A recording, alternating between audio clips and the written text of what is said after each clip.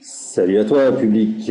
Bon, nous allons traiter dans cette partie des particules dans un champ électrostatique et plus particulièrement l'expérience de Millikan. Donc Millikan, en 1910, il a eu une idée. Alors, ne me demandez pas comment on peut avoir ce genre d'idée-là, mais a priori, il n'y a que les gens qui cherchent là où personne ne va chercher qui finissent par trouver ce que personne ne trouve. Donc Millikan, il a irradié des gouttelettes d'huile qu'il a vaporisées dans une chambre. Ces gouttelettes d'huile était chargée négativement et chutait dans cette chambre.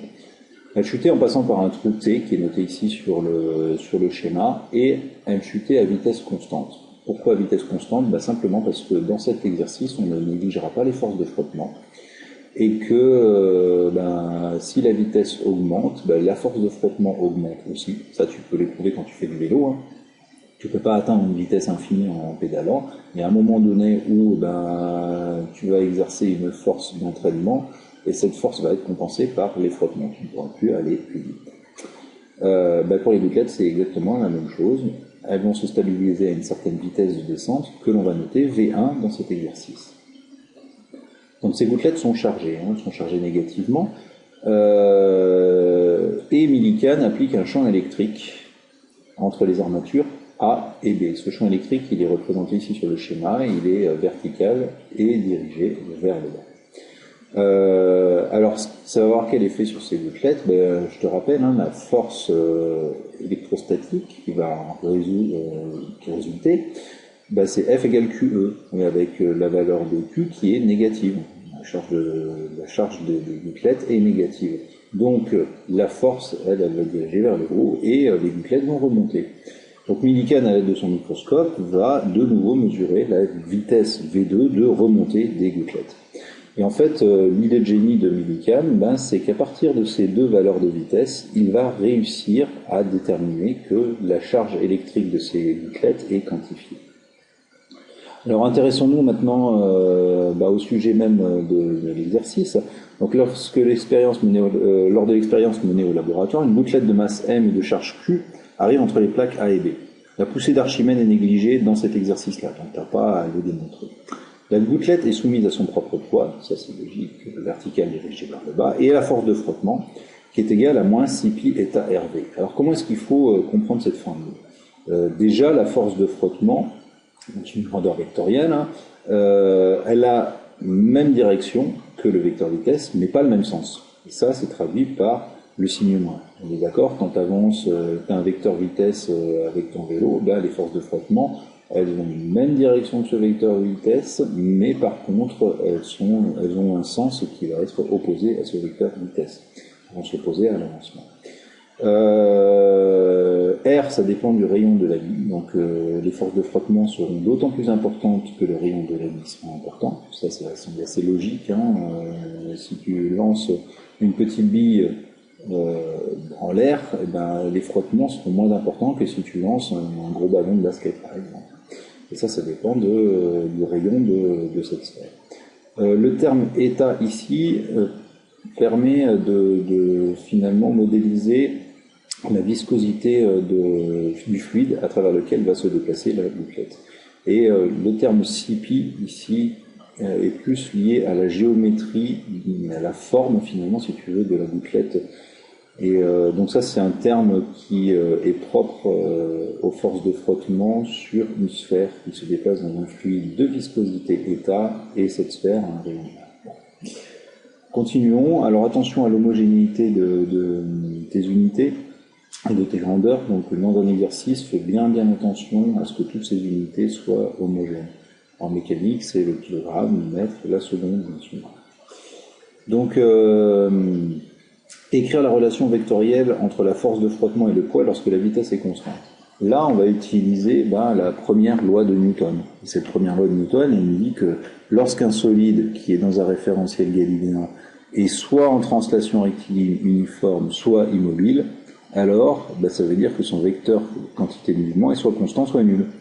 Ça veut aussi dire, et tu l'as certainement vu sous cette forme-là aussi, s'il est en translation rectiligne uniforme ou s'il est immobile, ça veut donc dire que la somme extérieure des forces extérieures s'exerçant sur ce solide-là est nulle. Donc ça veut dire que là, typiquement, si on fait vectoriellement, si on résout vectoriellement, le poids plus la force de frottement va être égal à 0. Donc c'est ce que j'ai écrit ici comme relation.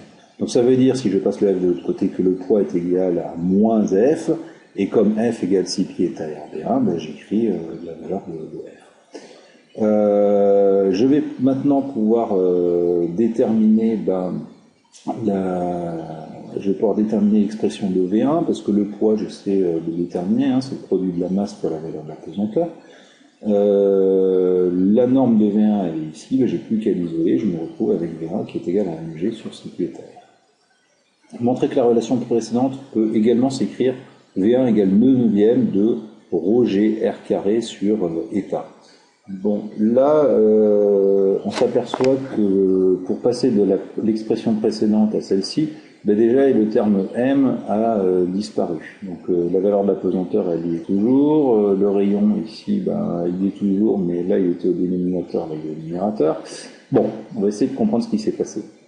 On considère dans cet exercice que les gouttelettes sont sphériques. Donc ici, si on veut faire disparaître la masse, ben, je te propose de remplacer cette masse par le produit ρ fois V. ρ étant la masse volumique de la gouttelette et V le volume de cette gouttelette. Masse volumique exprimée en kg par mètre cube et volume de la gouttelette exprimé en mètre cube. Donc là, si je remplace la variable M par ρ fois 4 tiers de pi r cube dans l'expression, ben je me retrouve avec cette expression-là. Évidemment, je vais simplifier par R, de deux côtés, ce qui me donne, après toute simplification, 2/9 de ρ g R carré sur état. Donc la question suivante, afin de faciliter la mesure au microscope, la gouttelette ne doit pas être trop rapide. En déduire s'il est préférable de sélectionner une grosse gouttelette ou au contraire une petite gouttelette. Ben c'est très simple, hein, quand on regarde la norme du vecteur vitesse V1, la masse volumique de l'huile, elle va rester inchangée, hein, que la gouttelette soit grosse ou qu'elle soit petite. La valeur de la pesanteur va également rester inchangée. Par contre, ce qui va changer entre une grosse et une petite gouttelette, c'est le rayon de cette gouttelette. Et on s'aperçoit que la vitesse sera d'autant plus grande que le rayon de cette gouttelette sera important. Si je multiplie par 2 le rayon, je vais multiplier la vitesse de cette gouttelette par 4. En déduire s'il est préférable de sélectionner une grosse gouttelette ou au contraire une petite gouttelette afin d'avoir une vitesse relativement faible, évidemment il va falloir sélectionner une petite gouttelette. Alors si on a envie de déterminer le rayon de la gouttelette, on peut le faire à partir de la valeur de la vitesse. Donc la vitesse, comme les gouttelettes se déplacent à vitesse constante, on peut faire la distance divisée par la durée nécessaire pour parcourir cette distance et légaliser la première partie de l'équation, qui nous donne un rayon de la gouttelette aux alentours d'1,4 mm. Donc là, pour la réponse suivante, évidemment, on va privilégier une petite gouttelette afin que le rayon soit le plus faible possible et que la vitesse de descente V1 le soit également. Maintenant, on va s'attarder, maintenant qu'on a parlé de V1, on va s'attarder finalement à ce qui se passe quand la gouttelette va remonter. Lorsqu'elle rentre dans cette chambre, on va y appliquer un champ électrique et sur ces gouttelettes va s'exercer une force verticale dirigée vers le haut et qui permet de déterminer la charge Q finalement de la gouttelette. Alors dans l'exercice bac, ce qui était proposé, c'était de donner directement l'expression de Q. Donc avec moins 6 pi état R facteur de V1 plus V2 divisé par la norme du champ électrique. Alors moi ça m'ennuie un petit peu ce résultat qui tombe comme ça du ciel, d'autant que tu dois normalement être capable de pouvoir l'établir. Alors dans cette chambre, il règne un champ électrique E vertical dirigé vers le bas, comme on a pu voir tout à l'heure. J'ai décidé en bleu de représenter cette gouttelette et de tracer l'axe OZ vertical dirigé vers le haut. Et on va faire un peu le bilan des forces qui s'exercent sur cette gouttelette. Alors pour moi, elle est soumise à son propre poids, vertical dirigé vers le bas. La gouttelette remonte. Si elle remonte, elle est donc soumise à des forces de frottement. Et ces forces de frottement vont s'opposer à l'avancement. C'est la force de frottement que j'ai dessinée en bleu. Si elle remonte parce que il y a une force de type électrique qui est appliquée sur cette gouttelette. C'est le fameux F égale Q fois E. Donc là, concrètement, si je fais le bilan des forces, ben, je peux en déterminer 3. Je peux en déterminer 3. Alors je suis allé un peu plus loin dans le graphique. Si la gouttelette remonte à vitesse constante, c'est donc qu'elle est soumise à des forces qui se compensent. Donc ça veut dire que si je fais la somme vectorielle de P plus F, eh ben, je dois obtenir P plus petit f, qui correspond à force de frottement, je dois obtenir moins grand F. Voilà. Pourquoi le signe moins? Parce que les deux vecteurs ici sont dirigés vers le bas et que celui-ci est dirigé vers le haut. Donc on va appliquer le principe d'inertie, parce que quand elle va remonter, cette gouttelette, elle va se déplacer à vitesse constante. Donc si on applique le principe d'inertie, eh ben, on n'a plus qu'à projeter les forces sur l'axe OZ. Le mouvement ne se faisant que sur OZ, c'est parti. Donc si je prends moins QE pour la force électrique. Alors pourquoi moins Q? Ben, c'est très simple. La force électrique, si tu la regardes sur le schéma, elle est dirigée vers le haut. C'est elle qui fait remonter la gouttelette. Donc si cette force d'interaction électrique est dirigée vers le haut, elle est dirigée vers le haut, ça veut dire que la projection de ce vecteur force sur OZ doit être positive. Or, la variable qui est dans Q, c'est un multiple de moins 1,6 10 moins 19 coulombs. Donc la charge Q, on nous le dit au tout début de l'exercice, elle est négative. Si j'avais pas mis le signe moins ici, je me serais retrouvé avec un produit Q fois E qui aurait été négatif. Or, c'est pas du tout le cas. La projection de ce vecteur F sur l'axe Z doit être positive. Moins 6 pi eta RV2, ça ce sont les forces de frottement. Donc j'ai repris l'expression des forces de frottement, je l'ai multiplié par V2, mais comme ces forces de frottement, leur projection sur l'axe OZ est négative, et je n'oublie pas de rajouter le signe là. Pour le poids, on a moins mg, il est vertical, dirigé vers le bas. Donc je peux écrire, si j'isole Q, je fais passer le mg de l'autre côté, le 6 pi eta RV2 de l'autre côté, et là je suis pas tout à fait à l'expression que j'attendais avec impatience. Mais c'est pas grave. C'est pas grave parce que d'après la relation qu'on a établie au tout départ, on a vu que V1 est égal à mg fois 6 pi eta R. Et donc ici on a un mg qui traîne. Donc ce fameux mg, le produit de la masse par la valeur de la pointeur, c'est égal à V1 fois 6 pi eta R. Et ça, je vais remplacer ce mg par V1 fois 6 pi eta R. Voilà. Et après, c'est très simple, il n'y a plus qu'à mettre en facteur. Je me retrouve avec 6 pi eta R facteur de V2 plus V1 qui est égal à la charge divisée par la norme du champ électrique qui est égale à la valeur de la charge. Voilà comment, à partir des deux vitesses, il a pu revenir à la valeur de la charge portée par chacune des vitesses. Alors après avoir fait sa manipulation, finalement il a obtenu le tableau de mesure suivant. Quand on regarde des gouttelettes qui ont à peu près le même rayon, leur vitesse est à peu de choses près identique. Là, si on regarde cette gouttelette-là, dont la vitesse de descente est de 1,82 fois 10-4 mètres secondes, et bien si elle est la même que celle-ci, que la gouttelette numéro 2, ça veut nécessairement dire que son rayon est de 1,3 micromètres. Rappelle-toi ce qu'on a vu en tout début de la leçon.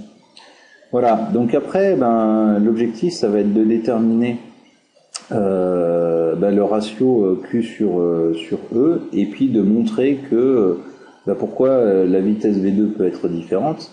C'est très simple, parce que si on suit ce qui a été dit dans le sujet, la vitesse V2 dépend de la charge. Or la vitesse V1, elle dépend de la taille de la gouttelette. Donc une même taille de gouttelette ne va pas forcément être chargée de la même manière par les appareils. Et donc on ne va pas subir la même force. Alors ici, il nous posait la question des gouttelettes 2, 5 du document 3 qui ont la même vitesse de descente. Pourquoi déterminer sans calcul le rayon de la gouttelette? Évidemment, si on a le 2 et le 5 qui ont le 2 et le 5 qui ont la même vitesse de descente, c'est qu'elles ont forcément le même rayon. Donc ça, on avait déjà répondu à cette question. Alors, montrer, excusez-moi, donc en utilisant la charge de la gouttelette, si on isole On va essayer de déterminer V2. Si on prend V2, ben V2 il va effectivement dépendre de V1, mais il va surtout dépendre de la charge Q. Si on a deux gouttelettes qui initialement tombent à la même vitesse, c'est que elles ont la même masse. Elles ont la même masse, mais si elles ne remontent pas de la même manière, ça veut dire que la charge Q n'est pas la même pour chacune des gouttelettes. Montrer à partir des résultats expérimentaux du document 3 que la charge de ces gouttelettes est quantifiée. Ça veut dire que c'est un multiple d'une quantité initiale de 1,6 10-19 coulomb. Donc quand on fait l'expérience de millican, ben, on trouve la charge globale. Et toutes ces charges globales sont des multiples entiers de la charge élémentaire. Voilà, bah écoute, j'espère que cette vidéo t'aura aidé à mieux comprendre l'expérience de millican. Quoi qu'il en soit, je t'engage à refaire l'exercice parce que c'est vraiment un entraînement important et il faut vraiment avoir bien compris son cours de méca pour pouvoir en venir à bout. Voilà, bah écoute, je te souhaite bon courage dans tes révisions et puis je te dis à bientôt.